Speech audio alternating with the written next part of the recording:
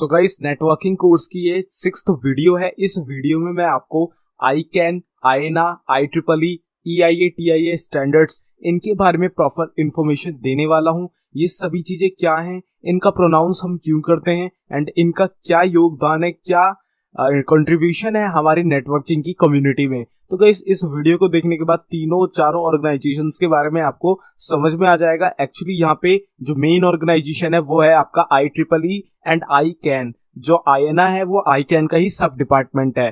तो ये पूरी इन्फॉर्मेशन मैं आपको इस वीडियो में दे दूंगा। इस वीडियो को देखने के बाद आपको किसी दूसरी वीडियो में जाने की कोई जरूरत नहीं पड़ेगी। तो गाइस, बिना ज्यादा टाइम वेस्ट करे, let's explore it.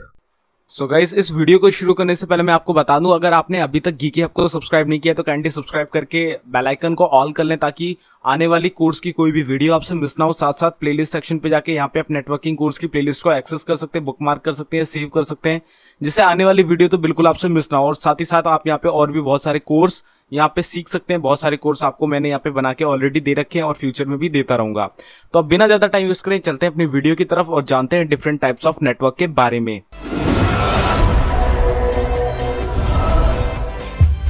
So guys, यहाँ पे समझ लेते हैं व्हाट इज ICANN। अब ये ICANN क्या चीज है। तो जैसा कि आपको पता है कि ICANN आपने सुना जरूर होगा आपके IP एड्रेसिंग में या और भी किसी चीज में। अगर आप नेटवर्किंग से रिलेशन रखते हो, आपने ICANN का प्रोनाउंस हमेशा सुना जरूर होगा। तो एक्चुअली ये ICANN है क्या। तो ICANN जो है उसकी फुल फॉर्म है internet corporation for assigned names and numbers. अब ये क्या चीज है भाई। ICANN which stands for internet corporation for assigned names and numbers, ये इसकी फुल फॉर्म है। Is a non profit organisation. ये जो है ये रन करती है ऑर्गेनाइजेशन, लेकिन ये प्रॉफिट के लिए रन नहीं करती है। ये कम्युनिटी बेस्ड ऑर्गेनाइजेशन है जो कि सबके लिए ऐसा है कि मतलब जितना उसमें बजट आता है उतना ही वो अर्न करती है, बाकी वो प्रॉफिट के लिए नहीं देखती है। वो सिर्फ और सिर्फ इस वर्ल्ड को बेहतर से बेहतर चीजें प्रोवाइड करने में लगी हुई है। Established in the United States in 1998 में ये एस्टेब्लिश हुई यूनाइटेड स्टेट्स के कैलिफोर्निया में, सैन फ्रांसिस्को में, to help maintain the security of the internet. अब एक्चुअली जो internet corporation for assigned names and number यानी ICANN है, वो क्या था कि वो एक सिक्योरिटी पर्पस के लिए बनाई गई। अब सिक्योरिटी पर्पस से कैसे। अब गाइस, जैसे कि आपको पता है कि आपकी जो वेबसाइट्स होती है, वेबसाइट में आप किसी भी वेबसाइट पे जाना चाहते हो, just like you have to redirect on facebook.com, तो आप वहां पे facebook.com लिखते हो। जो एड्रेस बार होती है जहां पे आपको लिखना होता है सर्च टर्म, तो आप वहां पे डायरेक्ट फेसबुक लिख देते हो एंड वो आपको फेसबुक तक पहुंचा देता है। तो इस कैसे पहुंचाता है। अब एक्चुअल में जो हमारे जो सर्वर्स हैं वो डोमेन नेम नहीं समझते हैं। वो जो नेटवर्क है वो सब अपनी एक IP होती है, IP समझते हैं, तो वो IP ही आपको रिडायरेक्ट करते हैं। लेकिन हम तो IP यार डालते नहीं है, हम तो डोमेन डालते हैं। तो हमें कैसे मिल जाती है वो वेबसाइट। एक्चुअली में क्या होता है कि आपको तो सिर्फ आपको लगता है कि आपने सिर्फ डोमेन डाला है और आपको वेबसाइट मिल गई है। एक्चुअली ऐसे नहीं होता है। आपके इंटरनेट के पीछे बहुत सारी सर्विसेज वर्क कर रही होती हैं, जिसमें से एक होती है आपकी DNS की सर्विस। अब ये DNS की सर्विस क्या करती है, वो आपका जो आपने टर्म सर्च करी है, जैसे google.com सर्च करी है, तो उसमें कुछ प्रोटोकॉल्स होती है जो कि उसे कन्वर्ट करती हैं IP में, डोमेन को IP में और IP को डोमेन में। तो उनको कन्वर्शन करने का काम DNS का होता है। तो DNS यहाँ पे यही काम करता है, जो डोमेन नेम सर्विस कहते हैं DNS को। तो डोमेन नेम सर्विस यहाँ पे यही काम करती है कि आपके IP को आपके जो डोमेन है उसमें और डोमेन को वापस IP में कन्वर्ट कर देती है। तो जो DNS वाला सारा सिस्टम है वो ICANN के पास है। अब ICANN के पास क्या है, आप पूरी दुनिया में जितनी भी वेबसाइट इंटरनेट पे रन कर रही हैं जो कि इंटरनेट से कनेक्टेड है, उसमें जितनी भी वेबसाइट है सबके अपने IP एड्रेसेस हैं और सबके अपने डोमेन है। लेकिन हम उनके IP एड्रेसेस थोड़ी ना याद रख सकते हैं। हम फेसबुक याद रख सकते हैं, हम ये थोड़ी ना याद रख सकते हैं कि उसका IP है 268.255। ऐसे नहीं होता है। वहां पे हमें या तो नोट करना पड़ेगा। ऐसे कौन करता है कि भाई नोट कर लिया और जब भी चाहो तब देख लो, ऐसे नहीं होता है। वहां पे हमें यही करना पड़ता है, हमें कन्वर्जन करना होता है। हमें नहीं कन्वर्जन करना होता, DNS अपने आप कर लेता है। तो इस कन्वर्जन टेबल जितनी भी वेबसाइट्स हैं, सबका जो यहाँ पे IP एड्रेस होगा और सबकी जो डोमेन होगी वो एक जगह पे स्टोर है, एक सर्वर में स्टोर है, एक लोकेशन पे स्टोर है, जो कि अंडर में आती है ICANN ऑर्गेनाइजेशन के। तो ये पूरा मैनेज करने का काम ICANN ही करती है, जहां पे बहुत तगड़े इंक्रिप्शन लगे होते हैं, बहुत ज्यादा सिक्योरिटी होती है, क्योंकि यार पूरी दुनिया की वेबसाइट्स का डाटा है, तो बहुत ही आसानी से इसमें अटैक्स भी हो सकते हैं, बहुत सारी चीजें हो सकती हैं। तो आईकैन सिर्फ और सिर्फ उतना ही अर्न करता है या उसको उतनी ही फंडिंग होती है जितने में वो नॉन प्रॉफिटेबल होकर चल सके। एंड इसके पास सारे डीएनएस के जो रिकॉर्ड्स हैं वो होते हैं, जिसके तहत तो उनके पास पूरी दुनिया की सभी वेबसाइट के डोमेन और उनके साथ साथ उनके आईपी, जिससे वो एड्रेस रिजोल्यूशन प्रोटोकॉल के साथ उस पे कन्वर्ट हो सके, तो ये सब उनके पास स्टोर होता है उनके सर्वर्स में। तो गाइस एक्चुअली क्या होता है, इसके पीछे बहुत बड़ी एक ऑर्गेनाइजेशन ही है। आप मान लो इसके जो पीछे है आप आईकैन है, जो इनके जो मेन जो वहाँ पे लीडर्स हैं या मेन जो वहाँ पे इंचार्ज हैं वो टोटल 7 होते हैं, जिसके लिए बैकअप के उनके एक और होते हैं, यानी 14 लगभग 14 मेंबर्स हैं जो मेन अथॉरिटी में हैं और 7 मेन अथॉरिटी में, सबसे मेन 7 तो बैकअप के लिए हैं और 7 मेन अथॉरिटी में हैं। तो वो 7 जो मेन अथॉरिटी हैं उनमें उनके पास खुद सबके पास ये जो मेन का सर्वर है जहाँ पे ये सब स्टोर है उसकी कीज होती हैं, वो कीज एक्सचेंज करते हैं और इसके बाद उसको रीजनरेट करते हैं, ताकि आने वाले टाइम पे अगर उनकी जो कॉपी है वो किसी ने कॉपी भी कर ली होगी, कॉपी मतलब जैसे स्कैन हो जाती है तो ये सब भी कर ली होगी, तो उनका जो डाटा है ये पूरा आईकैन का डाटा है वो सुरक्षित रहे, तो वो कीज एक्सचेंज भी होती हैं। तो की एक्सचेंज सिस्टम होता है आईकैन में, मैंने आपको यहाँ क्लियर कर दिया। एंड डीएनएस पे वर्क सारा जो भी होता है वो आईकैन के अंडर ही होता है, जो भी एड्रेस रिजोल्यूशन प्रोटोकॉल वर्क करती है वो सब आईकैन के अंडर ही करती है। और इसी की वजह से आज हमें जो डोमेन नेम है या जो हमारी आईपी एड्रेस है, हमें किसी भी वेबसाइट को एक्सेस करने के लिए आईपी एड्रेस नहीं देना होता है, डोमेन देना होता है। तो थैंक्स टू आईकैन कि आज हमें ऐसे नंबर्स याद करने की जरूरत नहीं है कि किसी वेबसाइट को एक्सेस करना है तो पहले डायरी खोलो, नंबर लिखो और इसके बाद एक्सेस करो, हमें डायरेक्ट वहां पे डोमेन देना पड़ता है। तो आईकैन ही ये वो ऑर्गेनाइजेशन है जिसने ये काम करके दिखाया। तो गाइस यहाँ पे आपको इसका ओवरव्यू मिल गया होगा कि आईकैन क्या काम करती है, आईकैन का मतलब क्या है। तो आई होप आईकैन के बारे में यहाँ पे आपको समझ में आया होगा कि आईकैन एक्चुअल में है क्या। तो गाइस यहाँ पे देखो एक छोटा सा स्ट्रक्चर और है, जैसे यहाँ पे ये है रजिस्ट्रेंट। रजिस्ट्रेंट अब कौन है, इंडिविजुअल ग्रुप हो सकता है, इंडिविजुअल हो सकता है या ग्रुप हो सकता है, who registers a domain name.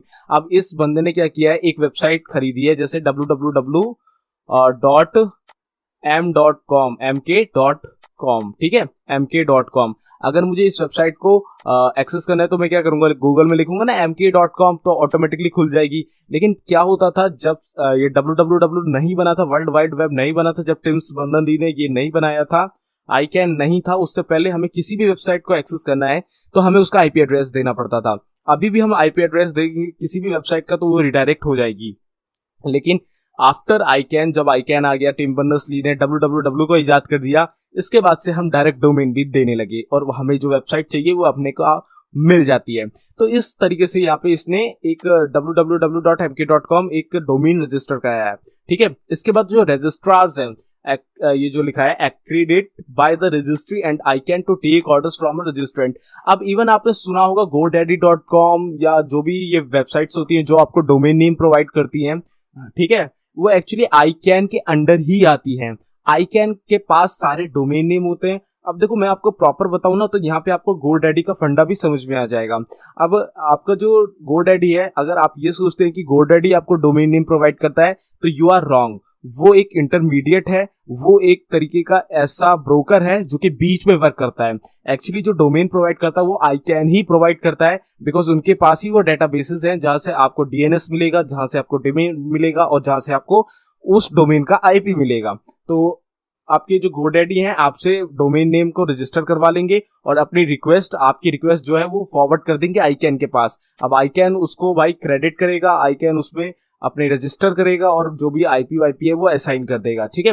Registry operators maintain the record of domain registrants and DNS settings. तो उसमें रजिस्ट्री ऑपरेटर्स होते हैं, तो वो ये सब डीएनएस वीएनएस जो भी होगा उस डोमेन का वो अपने डेटाबेस में रखेंगे, स्टार्ट करेंगे स्टोर, मतलब जो भी काम करना है वहां पे वो सब रजिस्टर करके वहां पे प्रॉपर कर देंगे। इसमें थोड़ा सा टाइम लग सकता है, जैसे 24 आवर्स, इससे ज्यादा नहीं लगता। इसके बाद क्या होगा, जो आईकैन है non profit organisation that helps coordinate the domain name system DNS. अब क्या होगा कि आप जब भी अपनी वेबसाइट को सर्च करोगे mk.com से तो आपको डायरेक्ट आपकी वेबसाइट में लिंक कर दिया जाएगा। अगर आप उसका आईपी एड्रेस वहां पे दर्ज करोगे, लिखोगे, तब भी आप अपनी वेबसाइट में रीडायरेक्ट हो जाओगे। तो इस तरीके से आपका आईकैन वर्क करता है। जो गोडैडी है, बिग रॉक है, ये जितनी भी वेबसाइट्स हैं सब के सब एक्चुअल में एक ब्रोकर है, इनके पास खुद के कोई डोमेन नहीं होते हैं, ये आईकैन से ही डोमेन लेके आपको प्रोवाइड करती हैं और बीच में कुछ कमीशन इनको मिलता है। एक्चुअली में ये होता है सीन, आईकैन ही आपको जो डोमेन है वो प्रोवाइड करता है। तो आई होप आपको आईकैन यहाँ पे क्लियर हो गया होगा अच्छी तरीके से। तो यहाँ पे मैं क्या करता हूँ, मैं आपको एक प्रैक्टिकल भी करके दिखा देता हूँ। तो गाइस मैं आ चुका हूँ अपनी डेस्कटॉप स्क्रीन पे। अब मैं क्या करूंगा, यहाँ पे सिंपली CMD को ओपन कर लूंगा, ठीक है, और इसे रन एज एडमिनिस्ट्रेटर कर लूंगा। अब मैं यहाँ पे आपको DNS और IP का कैसे हम उसे रिजॉल्व कर सकते हैं वो बताने वाला हूँ। अगर मैं यहाँ पे गूगल क्रोम खोलूं और अगर यहाँ एड्रेस बार में मैं यहाँ सिंपली टाइप कर दूं google.com, ठीक है, तो मेरे को गूगल का रीडायरेक्ट पेज मिल गया है। लेकिन जब ये आपका आईकैन नहीं आया था, www नहीं आया था, तो हमें क्या करना पड़ता था, गूगल को एक्सेस करने के लिए उसका IP जो भी होगा वो देना पड़ता था।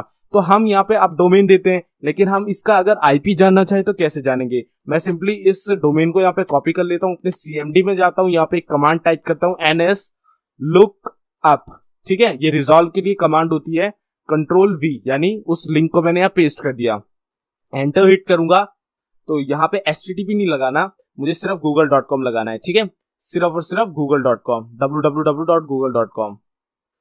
एंटर हिट करूंगा तो यहाँ पे देखो मेरे को एड्रेस मिल रहे हैं। तो यहाँ पे जैसे ये वाला एड्रेस है, इसे अगर मैं कॉपी कर लेता हूँ और वापस से गूगल पे जाता हूँ और यहाँ पे पेस्ट कर देता हूँ, ठीक है, और एंटर हिट करता हूँ, तो यहाँ पे ये जो आपकी जो IP एड्रेस है ये देखते हैं मुझे कहाँ रिडायरेक्ट करता है। ये देखो ऑटोमेटिकली मुझे google.com पे इसने रिडायरेक्ट कर दिया है। तो गाइस इस तरीके से आप अपने डोमेन का IP पता कर सकते हैं। और जब आईकैन नहीं था तब ऐसे ही वर्क होता था, हमें उसका IP ही देना पड़ता था जिस भी वेबसाइट को हमें एक्सेस करना होता है। जस्ट लाइक मैं फेसबुक का भी आपको यहाँ पे करके दिखा देता हूँ। जैसे facebook.com आप लिखोगे तो फेसबुक ओपन हो जाता है, लेकिन अगर आप यहाँ पे NS lookup लगा के यहाँ पे facebook.com लिखोगे तो उसका भी IP आपको मिल जाएगा, facebook.com। तो ये देखो यहाँ पे आपको उसका भी IP मिल गया है। अगर मैं इसे कॉपी करके यहाँ पे ओपन करता हूँ तो ये भी फेसबुक ओपन कर देगा। तो इस तरीके से ये आपका वर्क करता है। देखो यहाँ फेसबुक ओपन हो गया है। तो आपको यहाँ पे समझ में आ गया होगा कि आईकैन जो है वो कैसे वर्क करता है। यहाँ पे आपको रिजॉल्व करना भी मैंने बता दिया कि आपको IP टू डोमेन कैसे रिजॉल्व करना है, और आपके पास जो पहले से IP है तो वो आप एंटर करोगे तो आपका डोमेन ऑटोमेटिकली वहां आ जाएगा। तो इस तरीके से आपका आईकैन पहले वर्क करता था और अब हमें उसकी DNS वाली सर्विस मिल जाती है, तो हमें ज्यादा प्रॉब्लम का सामना नहीं करना पड़ता है। तो गाइस अब यहाँ पे हम बात कर लेते हैं आईना के बारे में, ठीक है। आईना क्या होता है? तो आईना की जो फुल फॉर्म होती है वो होती है इंटरनेट असाइन्ड नंबर्स अथॉरिटी। अब ये एक तरीके का सब डिपार्टमेंट होता है आईकैन का। मतलब जैसे एक ऑफिस होता है, आप कोई बहुत बड़ा सा ऑफिस है तो वहां पे आपकी सेल्स के डिपार्टमेंट अलग होगा, वहां पे आपका दूसरे डिपार्टमेंट IT डिपार्टमेंट अलग होंगे, या तीसरा आपका जो नीचे के ग्रेड का डिपार्टमेंट है वो अलग होगा। तो इस तरीके से जो आपका आईकैन है वो एक तरीके का पूरा ऑर्गेनाइजेशन है, उसके बहुत सारे डिपार्टमेंट होते हैं। तो आईना उसी का एक सब डिपार्टमेंट है। तो अब आईना का होता क्या है, मतलब आईना करता क्या है, आईना का यूज क्या है? तो is responsible for global unique internet identification system. अब इसका आपको फायदा ये है कि आपको यहाँ पे नंबर्स अथॉरिटी मिल जाती है, जहां आपको इंटरनेट में नंबर प्रोवाइड होते हैं। नंबर कहां पे प्रोवाइड होते हैं? IP एड्रेसेस में। तो आपकी IP एड्रेस से रिलेशन होता है आईना का। तो यहाँ पे ग्लोबल आपको यूनिक आइडेंटिफिकेशन मिलता है यहाँ से। तो अगर आपने IP एड्रेस का नाम सुना होगा तो आप समझ गए होंगे कि मैं किस चीज की बात कर रहा हूँ। वहां पे आपको कुछ 4 ऑक्टेट में आपको नंबर मिलते हैं जो कि आपके 32 बिट्स के होते हैं। उस नंबर के हिसाब से आपको पूरे वर्ल्ड में, अगर आप पब्लिक नेटवर्क में हो, आपको यूनिकली आइडेंटिफाई करा जाता है। तो आईना उसी को देने के लिए आपको रिस्पॉन्सिबल होता है। One of the oldest internet institution, it's rule dates back to 1970s।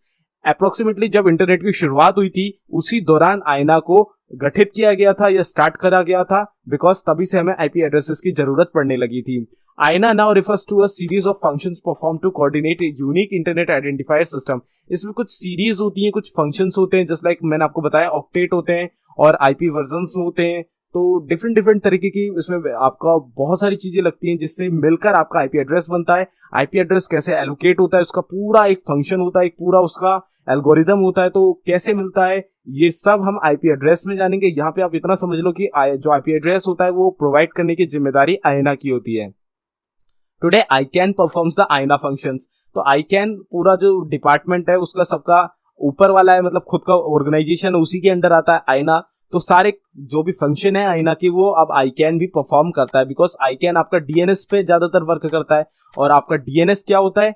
DNS से आपकी IP टू डोमेन कन्वर्ट होता है और डोमेन टू IP होता है। तो आईपी की जरूरत पड़ेगी ही पड़ेगी, तो आईना भी इसका एक डिपार्टमेंट है जिससे ये उसे इनहेरिट कर लेता है और डीएनएस में कन्वर्ट कर पाता है।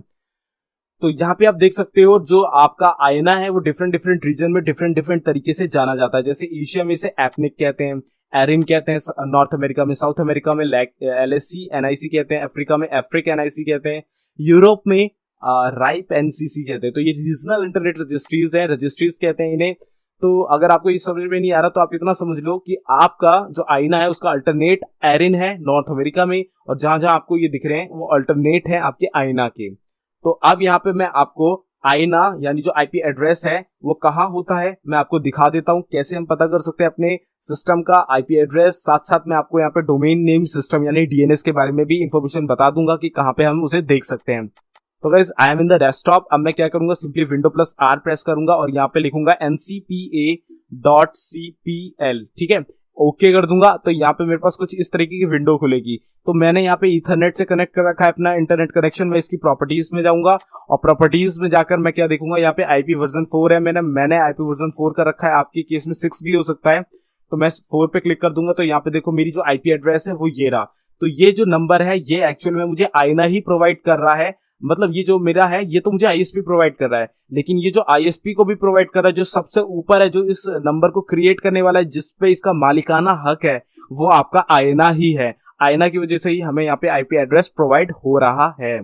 और ये जो आपको नीचे डीएनएस सर्वर दिख रहा है ना, डीएनएस ये आईकैन के अंडर आता है। तो डीएनएस में आपको ये जो अल्टरनेट दिख रहा है, प्रीफर्ड दिख रहा है, ये सब जिम्मेदार है कौन देने के लिए, आईकैन। तो आप इस तरीके से भी अपने आईपी एड्रेस और डीएनएस देख सकते हो। साथ साथ एक तरीका और है, आपको करना क्या है, सिंपली सीएमडी पे जाना है और सीएमडी को ओपन करके यहाँ पे सिंपली टाइप कर देना है ipconfig/all और एंटर करोगे आप जैसे ही, यहाँ पे आपको सब कुछ सारी इंफॉर्मेशन आपके तहत आपको दिख जाएगी। जस्ट लाइक आप यहाँ पे देख सकते हो मेरी जो डीएससीपी है वो इनेबल नहीं है, बिकॉज मैं मैनुअल आईपी पे वर्क कर रहा हूँ। और यहाँ पे आपको मेरी आईपी एड्रेस दिख रही होगी, ये देखो आईपी वर्जन 4, सबनेट मास्क दिख रहा होगा, गेटवे दिख रहा होगा। साथ साथ यहाँ पे आपको डीएनएस भी देखने को मिलता है, लेकिन यहाँ पे अभी डीएनएस नहीं मिल रहा है, कोई बात नहीं, हमें सिर्फ यहाँ पे आईपी एड्रेस देखना था, तो हमें आईपी एड्रेस यहाँ पे देखने को मिल रहा है। तो इस तरीके से हम यहाँ पे आईपी एड्रेस देख सकते हैं। और यहाँ पे आप देख सकते हो डीएनएस सर्वर नीचे ही लिखा था, मैंने देखा नहीं था, ये रे मेरे डीएनएस सर्वर, ऊपर वाला प्रीफर्ड वाला है, नीचे वाला अल्टरनेट है। तो इस तरीके से आप यहाँ पे इस कमांड के थ्रू भी देख सकते हो। तो दो तरीके मैंने आपको बता दिए कैसे हम देख सकते हैं। तो आईपी एड्रेस आपको प्रोवाइड होता है आईना की तरफ से और आपका डीएनएस रिजॉल्व होता है आईकैन की तरफ से। तो गाइस अब यहाँ पे जान लेते हैं IEEE के बारे में। अब ये IEEE क्या होता है? तो इस IEEE की फुल फॉर्म होती है institute of electrical and electronics engineer. तो इसके बारे में प्रॉपर इंफॉर्मेशन मैं आपको यहाँ पे पॉइंट टू पॉइंट बता देता हूँ। The institute of electrical and electronic engineer IEEE is a global association and organisation of professional working towards the development. तो गाइस ये एक तरीके का इंजीनियर्स का बहुत बड़ा, बहुत ही प्रोफेशनल ग्रुप है, जहाँ पे एक से बड़े बड़े इंजीनियर, कंप्यूटर इंजीनियर्स वर्क करते हैं। और किस लिए वर्क करते हैं? आपकी जो नेटवर्किंग टेक्नोलॉजी है उसे धीरे धीरे डेवलप करने के लिए, जितना इनहेंस कर सकते हैं उतना इनहेंस करने के लिए, इंप्लीमेंटेशंस करने के लिए, डेवलपमेंट करने के लिए, मेंटेनेंस करने के लिए। क्योंकि यार इतनी सारी चीजें हैं, डीएनएस है, आईपी है और पता नहीं क्या क्या है, डीएससीपी है, ये सब, इन सबको मेंटेनेंस भी तो करना पड़ेगा, इन पे इंप्लीमेंटेशंस भी तो करनी पड़ेगी, अपग्रेड भी तो देने पड़ेंगे, अपडेट भी तो करना पड़ेगा। इन सब के लिए एक प्रॉपर ऑर्गेनाइजेशन बिठाया हुआ है IEEE, जो कि इन सब चीजों पे वर्क करता है और इसमें बहुत ही बड़े बड़े इंजीनियर्स वर्क करते हैं। तो ये देखो यहाँ पे लिखा भी है maintenance of technology centred products and services. तो जितने भी नेटवर्किंग से रिलेटेड सर्विसेज है जो कि पूरे वर्ल्ड वाइड सबको एक्सेसिबल होती हैं, तो उन सब में ये वर्क करते हैं। और IEEE के सभी जो इंजीनियर्स है इन सब में ही आपका डेवलपमेंट कर रहे हैं, इंप्लीमेंटेशंस कर रहे हैं, मेंटेनेंस कर रहे हैं, साथ साथ और भी नई इनोवेशंस कर रहे हैं।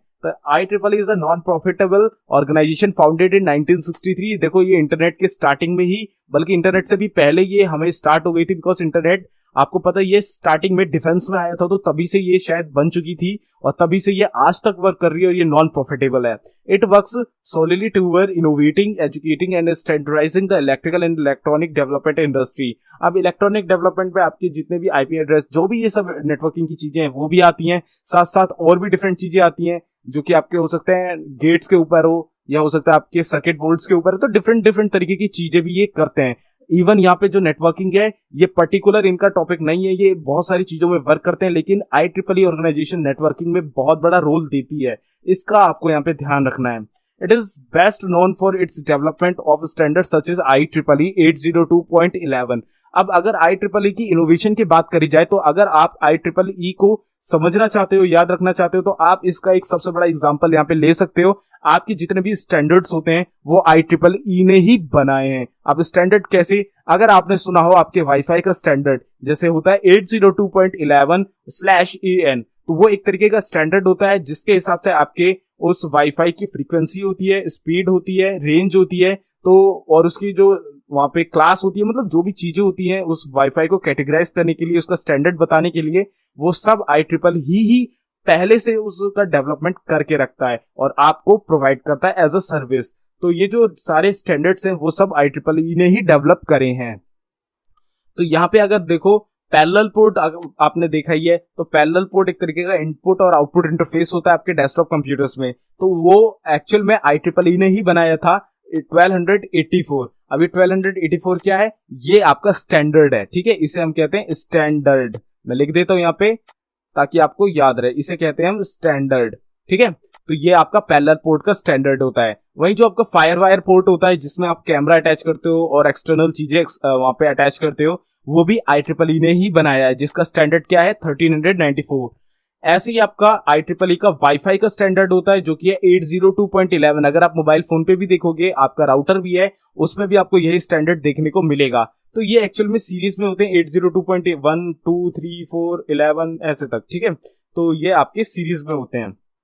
इसके बाद वाईमैक्स, जो कि वाईमैक्स एक बहुत ही लंबी रेंज तक अपनी जो स्पीड है, अपनी जो डाटा है, अपना जो सिग्नल है वो प्रोवाइड करता है। तो वो भी IEEE का ही है प्रोडक्ट, आप मान सकते हो डेवलपमेंट, और उसका जो स्टैंडर्ड है वो है 802.16। तो इस तरीके की डिफरेंट आपके स्टैंडर्ड IEEE प्रोवाइड करता है। तो यहाँ पे एक लिस्ट है जो 802 वाले जितने भी स्टैंडर्ड है उनकी। तो अगर आपने इनमें से कुछ स्टैंडर्ड के बारे में सुना होगा तो आप यहाँ पे उनके नंबर भी समझ जाओगे। Just like bridging and management के 802.1 है, और ऐसे बहुत सारे आप देख सकते हो। आपने अगर वायरलेस लैन का सुना है यानी वाईफाई का, तो उसका आपने ये वाला नंबर जरूर सुना होगा 802.11। और इसमें आपके /AN /A/N ये सब होते हैं। तो ये एक्चुअल में क्लासेस होती हैं जो कि उसको कैटेगराइज करती हैं कि इसमें कितनी फ्रीक्वेंसी रहेगी, कितनी तेज स्पीड यहाँ पे आपको मिलेगी। तो वो सिर्फ फ्रीक्वेंसी होती है, इसके अलावा कुछ भी नहीं होता।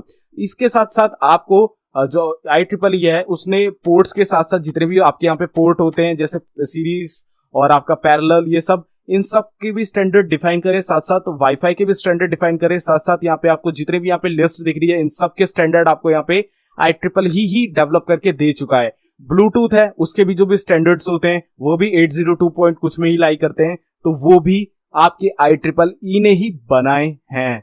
तो IEEE एक बहुत ही अच्छी एक ऑर्गेनाइजेशन है जिसने हमें कुछ वायरलेस टेक्नोलॉजीज और कुछ और अलग तरीके के स्टैंडर्ड प्रोवाइड करें, जिससे आज का हमारा वर्ल्ड बहुत ज्यादा फायदा उठा रहा है, बहुत ज्यादा प्रॉफिट ले रहा है एंड बहुत ज्यादा यूजफुल है ये सारी चीजें।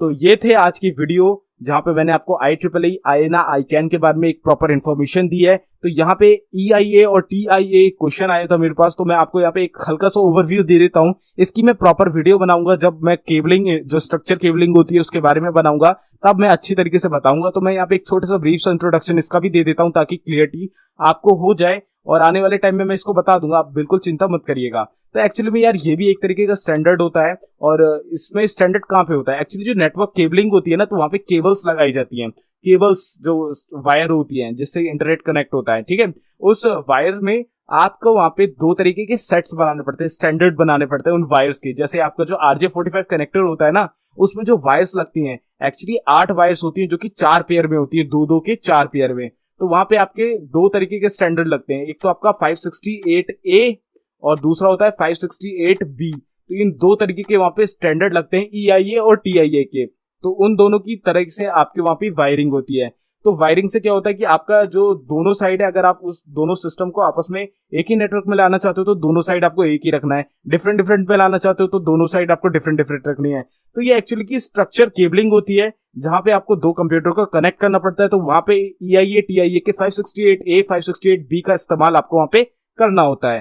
तो ये एक्चुअल में नेटवर्क केबलिंग का पार्ट है। तो केबलिंग जब मैं आपको बताऊंगा तब मैं आपको इसे प्रॉपर बता दूंगा। अगर आपको एक हल्का ओवरव्यू चाहिए था तो आपको मैंने दे दिया है। EIA TIA दो तरीके के स्टैंडर्ड है जिसमें 568A और 568B की स्ट्रक्चर केबलिंग आती है, ये स्ट्रक्चर केबलिंग क्या होती है, ये आपको नेटवर्क में जितने भी डिवाइसेस है कनेक्ट करने में मदद करती है। प्रॉपर अगर बताऊं तो कंप्यूटर डिवाइसेस को कनेक्ट करने में मदद करती है। और इसमें दोनों साइड अगर हम सेम स्टैंडर्ड रखते हैं तो वो दोनों एक नेटवर्क में आ जाते हैं। अगर अलग अलग रखते हैं, एक साइड ए रखते हैं दूसरी साइड बी रखते हैं, तो वो दोनों डिफरेंट हो जाते हैं। तो इस तरीके से ये वर्क करता है और ये आपके नेटवर्क केबलिंग में आता है। तो इतना मैंने आपको यहाँ पे ओवरव्यू दे दिया है। अब मैं आपको प्रॉपर इसकी एक वीडियो बनाऊंगा जिसमें पूरा स्ट्रक्चर केबलिंग बताऊंगा, तब मैं आपको और अच्छे से एक्सप्लेन कर दूंगा। तो यहाँ पे आप देख सकते हैं आपका जो RJ45 कनेक्टर होता है, 8 वायर्स होती हैं, वहां पे 4 पेयर होते हैं। अब वो इस तरीके से दो के 4 पेयर होते हैं। ये आपका 568A है और ये आपका 568B है। तो दोनों की जो कलर कॉम्बिनेशन है आप देख सकते हो चेंज है। पहले येलो है, फिर यहाँ पे ग्रीन ब्लू है, फिर ब्लू ग्रीन है, फिर ब्राउन है। और यहाँ पे क्या है, ग्रीन ग्रीन है, फिर येलो ब्लू है, फिर ब्लू येलो है, फिर ब्राउन है। तो इस तरीके के पेयर्स होते हैं। पेयर्स के हिसाब से ही आपके RJ45 में वो वायर्स अटैच होती हैं और आपके कंप्यूटर में इंटरनेट एक्सेस प्रोवाइड करती हैं। तो यहाँ पे आप देख सकते हो EIA और TIA का स्टैंडर्ड 568A के वायरिंग के कलर्स यहाँ पे हैं और 568B की वायरिंग के कलर यहाँ पे हैं। तो ये आपको कलर याद रखने की जरूरत है, क्योंकि अगर आपको RJ45 कनेक्टर में वायर कनेक्ट करनी है तो आपको ये कलर कॉम्बिनेशन याद रखने की प्रॉपर जरूरत है। तो यहाँ पे आपको ओवरव्यू मिल गया होगा, प्रॉपर मैं आपको वीडियो में बता दूंगा। तो आज की वीडियो में इतना ही। I hope guys you got the point of the video. आपको इस वीडियो में एक अच्छी इंफॉर्मेशन मिली होगी इन ऑर्गेनाइजेशंस के बारे में, एक अच्छा ओवरव्यू मिल गया होगा। आज के बाद शायद आपको इन चीजों को दोबारा जाने की जरूरत ना पड़े। IEEE, IEEE, ICANN और जो भी आईना है इनके बारे में आपको इन्फॉर्मेशन मिल गई होगी। साथ साथ मैं आपको बता दूं, ये जो लास्ट में मैंने आपको EIA TIA बताया, इसकी प्रॉपर वीडियो एक बार और बनाऊंगा, तब आपको और अच्छे से क्लियरिटी होगी। तो इस वीडियो में मेरी यह आशा है कि आपको कुछ ना कुछ वैल्यू जरूर मिली होगी। अगर मिली होगी तो गाइस एक लाइक करना है। कोई कमेंट हो, कोई क्वेश्चन हो, क्वेरी हो, सुझाव हो तो जरूर से नीचे कमेंट कर देना। साथ साथ इस कोर्स से शेयर करना चाहो तो शेयर कर देना। कोर्स एक्सेस नहीं किया तो लिंक डिस्क्रिप्शन पे जाके एक्सेस करो। पूरा कोर्स स्टार्टिंग से देखो, पूरा प्रॉपर कोर्स बना रहा हूँ। इस कोर्स को देखने के बाद एक्सपर्ट बन जाओगे नेटवर्किंग में भी। इसके बाद CCNA का कोर्स भी लाऊंगा। तो बिल्कुल यार इत्मीनान से पहले ये कोर्स समझ लो अच्छे से, इसके बाद CCNA पे मूव ऑन हो। बिल्कुल आपको एक्सपर्ट बना दूंगा मैं। तो गाइस मैं मिलता हूं आपसे अगले वीडियो में, जिस वीडियो में हम मैक एड्रेस के बारे में पूरा एक्सप्लेनेशन जानेंगे। तब तक के लिए good bye, take care, stay healthy and जय हिंद।